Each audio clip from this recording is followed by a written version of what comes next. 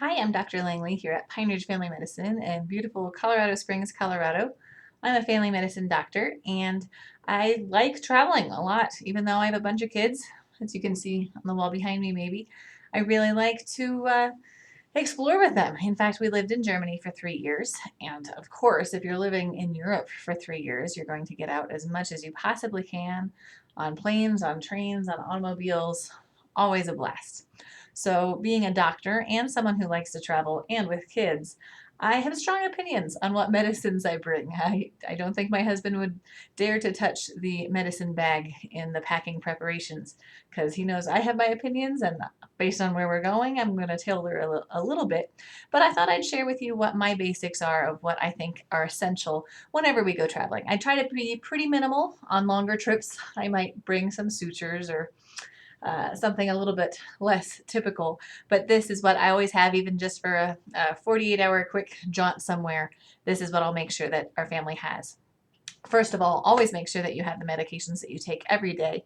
Most of the vitamins or supplements that I take, I just ignore over the course of vacation because it's just not worth the hassle. I'm probably not going to remember to take them while I'm on vacation anyway.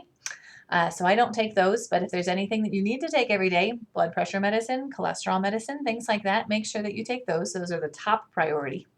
And then the rest of these are just bonus, and they can help keep you out of danger to some extent, keep you healthy, keep your kids healthy, keep things from getting worse in many cases. So I really like some topicals to have on hand. So petroleum jelly or whatever equivalent you prefer, something that's really gooey that you have to goop out of the container, not just squirt, not just lotion.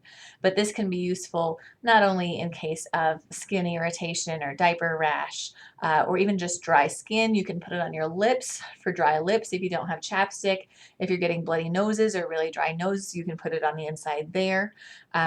It's even useful on wounds. It's been shown instead of like a bacitracin, it's pretty much the same, except it doesn't have the antibiotic component. But it seems that from what they've studied, that bacitracin, neosporin, that kind of antibacterial ointment doesn't actually prevent infection that much. I mean, infections are kind of rare in those kinds of wounds anyway, but it definitely does help with limiting scarring, kind of keeping that scab a little bit softer is what I've seen, and preventing the scarring from being so bad. So I like putting it underneath band-aids or on wounds as well. Handy stuff to have.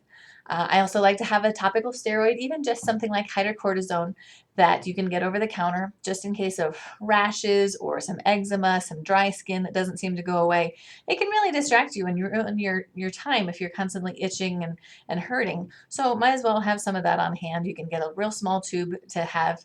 And I also threw up there zinc, like a zinc ointment. So fun fact, Desitin or that kind of Boudreaux's butt paste, those kinds of diaper rash ointments, their active ingredient is zinc, and that's actually the same ingredient that's in physical sunblocks. So it's what's nice about a tube of that is it could be used for diaper rashes if you have babies in diapers, but it can also be used as a last minute sunscreen. So this probably wouldn't be your beach trip or your city trip, but if you got stranded somewhere and you were in the hot sun and you needed a little bit of skin protection in order to avoid that sunburn, which is so painful, smear some of that diaper rash cream over wherever you need to protect. Or on the other side, if you don't have your diaper cream or you have a spot of irritation that keeps rubbing and rubbing, you're hiking and you've got some chafing going on, putting some of your sunblock, your zinc or other mineral-based sunblock in those areas will help to protect it just a little bit better than even petroleum jelly or things like that. So multi-purpose items, the way to go.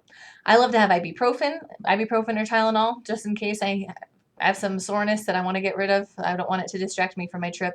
I also like having a kid's liquid form of ibuprofen or Tylenol to have on hand too. I like an antihistamine like diphenhydramine or Benadryl is a common name for it. It's something that if I'm really having trouble sleeping, I can take one of those and it'll help knock me out, get a good night's sleep before an exciting day the next day. But I also like to have a second generation antihistamine. So that would be like your Claritin, your Zyrtec, your Allegra, cetirizine, fexofenadine, those kinds of things. So those are the non-drowsy forms of Benadryl to help with allergies. It's super common to travel somewhere new and now all of a sudden your eyes are watering. Your eyes are bright red. Your nose is running nonstop. You can't stop sneezing. What a miserable time. That happened to me once when I went back to Kansas City to visit, and all of a sudden I had allergies that I'd never had there before. I was so glad that I had packed some second generation antihistamines that I could take during the day, and it made a world of difference in how I was able to enjoy the trip. Just in case, I like to have just a couple of loperamide, especially if I'm on a plane. So loperamide is also known as Imodium AD or Imodium antidiarrheal. So you take one pill, I think you take 2 pills as soon as you have any diarrhea. And if you have another episode of diarrhea, you take another pill. It will stop you up, make you constipated in the future, which is kind of miserable. But if you just need to get somewhere and don't have time to be running to the bathroom, you just can't make it up the plane aisle necessarily. If the fasten seatbelt sign is on or the person sitting next to you is asleep, it's really useful to have some loperamide. You don't need very many, just a couple will really get you through if you have that kind of emergency. And although it's not available over the counter, I love Ondansetron, also called Zofran. Maybe talk to your doctor about getting a prescription, but it's an anti-nausea medicine that has saved many a Christmas vacation for us. We always tend to get stomach bugs around Christmas vacation.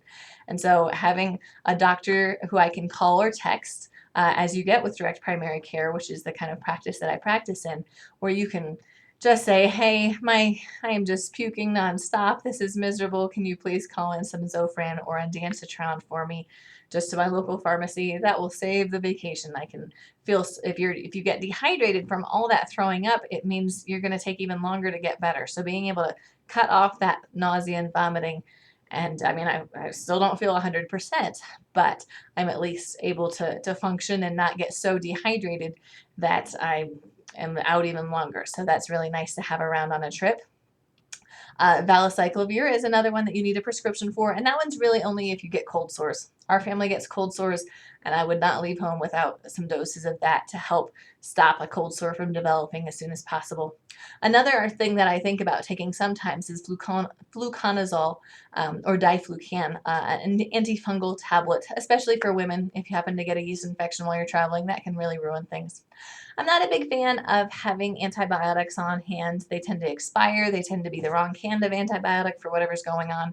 So that's the kind of thing that I rely on, having a physician that I can call up and let them know what's going on, and we can talk on the phone about whether this is a viral thing or a bacterial thing, and we can see what kind of antibiotic would be best. So I hope that helps you in your packing and your preparation for your trip. If you're interested in watching more videos from me, I have another interesting one right there, or you could subscribe to my channel right there and be notified every time I release something new. Thanks for watching, and happy travels.